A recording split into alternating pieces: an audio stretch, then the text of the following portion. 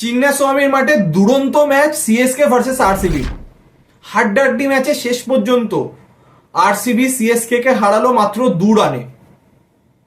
এবং সিএসকে যে জায়গা থেকে আজকে ম্যাচটা হারলো, মানে কোনোভাবেই এটা মেনে নেওয়ার মতো নয়।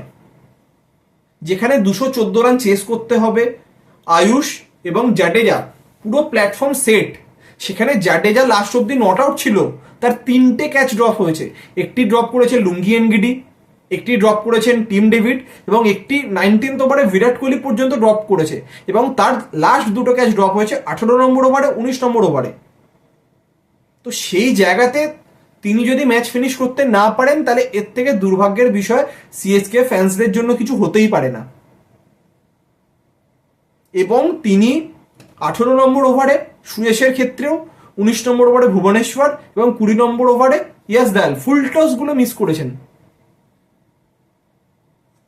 যে মুহূর্তে তিনি ফুল টস গুলো মিস করেছেন, মানে কার্যত অবাক করার মতো বিষয়। এবং আজকে রোমারিও শেফার্ড যে ইনিংসটি খেলেছেন, 14 বলে 53, একটা টাইমে আরসিবির স্কোর ছিল 18 ওভারে 160। সবাই জানে যে টিম ডেভিড যদি ভালো খেলে তাহলে 180 190 ম্যাক্সিমাম, 200 আশাও ছেড়ে দিয়েছিল সবাই। তখন বোলিং করতে আসেন খালিল আহমেদ, তার ওভারে 4টি 6 মারেন, 2টি 4 মারেন শেফার্ড, এবং সাথে একটি নোবল ছিল, যদিও ফ্রিডটি তিনি মিস করেছিলেন, নইলে আরো বেশি রান হতো। তো এবং লাস্ট ওভার পাথিনারা, সেখানেও তিনি দুরন্ত ব্যাটিং করেন, 213 রান করে আরসিবির 5 উইকেট হারিয়ে। তো 214 রান এর আগে কখনো চেস করতে পারেনি সিএসকে। হাইয়েস্ট তাদের চেস ছিল 206 চিন্নাস্বামীর মাঠেই। তো আজকে রেকর্ডের ধারের কাছে গিয়েও তারা পারলো না।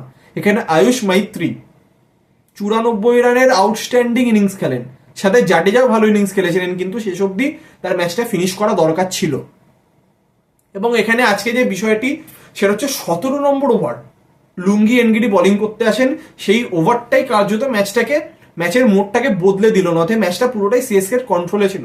প্রথমে তিনি আয়ুষকে আউট করেন এবং তারপর ব্রেভিসের ওই রান আউট, ব্রেভিসের সেই এলবিডব্লিউটি, তিনি এলবিডব্লিউ হন, আম্পায়ার আউট দেন।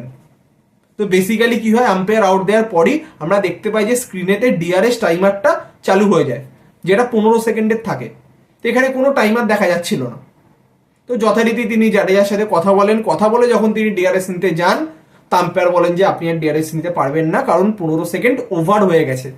তো এখানে দায় কার? এখানে রেসপন্সিবিলিটি হচ্ছে আম্পায়ারের। ব্যাটসম্যান কখনোই ব্যাটিং করার পথে হাতে স্টপ ওয়াচ নিয়ে দেখবে না যে 15 সেকেন্ড হচ্ছে কি হচ্ছে না। সেটা কন্ট্রোল করার কাজ হচ্ছে আম্পায়ারের।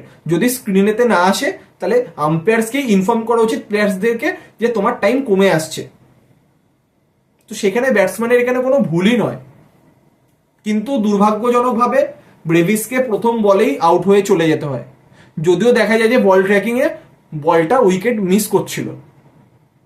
তো সেখানে আসেন এম এস ধোনি ব্যাটিং করতে। এম এস ধোনিকে দেখেই 18 নম্বর ওভার লেগ স্পিনারকে দিয়ে দেন পাতিদার। সুয়েশ বোলিং করতে আসেন। তো সুয়েশ যখন বোলিং করতে আসেন, সেই ওভারেও টিম ডেভিড জাডেজা ক্যাচ ফেলেন। তো সেই ওভারেও জাডেজা চান্স নিতে পারেন না। 19 নম্বর ওভার বোলিং করতে আসেন ভুবনেশ্বর, বিরাট কোহলি ক্যাচ ফেলেন এবং বলটি 4-এ চলে যায়। এম এস ধোনি একটি কভার্সের উপরে দুরন্ত 6ও মারেন, সেই ওভারেও জাডেজা চান্স নিতে পারেন না। লাস্ট ওভারে বোলিং করতে আসেন আবারও ইয়াস দয়াল।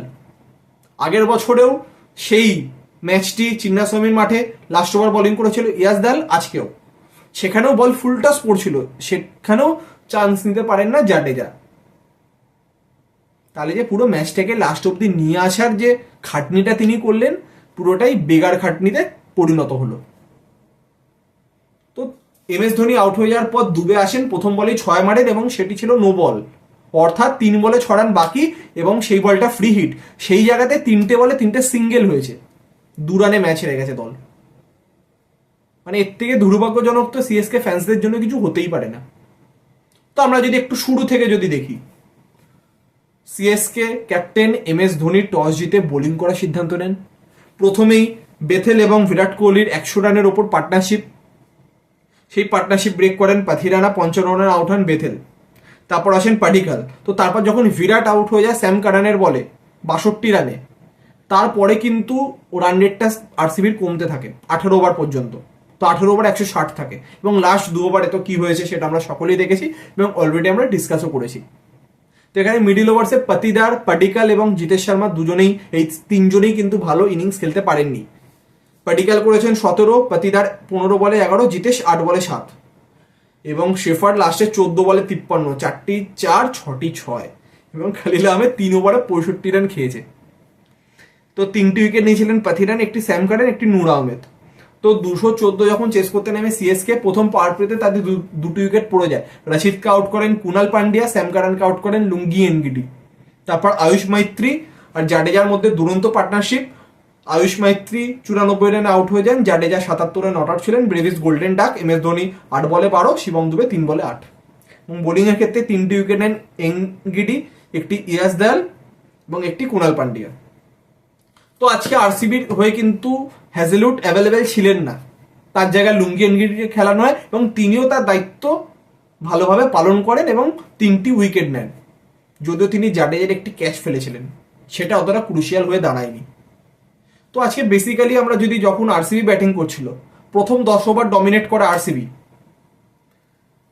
10 নম্বর ওভার থেকে 18 নম্বর ওভার অব্দি ডমিনেট করে সিএসকে এর বোলারে, এবং লাস্ট 2 ওভার ডমিনেট করে আরসিবির ব্যাটসম্যান। তারপর যখন সিএসকে ব্যাটিং করতে আসে, প্রথম পাওয়ার প্লে 50-50, 58 রান হয়েছিল, সাথে কিন্তু 2টো উইকেটও পড়ে গেছিল। কিন্তু মিডিল ওভার্স 7 থেকে 16 পুরোটাই ডমিনেট করে সিএসকে এর ব্যাটসম্যানরা, দুজন ব্যাটসম্যান আয়ুষ এবং জাডেজা। তারপর 17 থেকে 20 এই ফেজটা আবার ডমিনেট করে আরসিবি বোলাররা।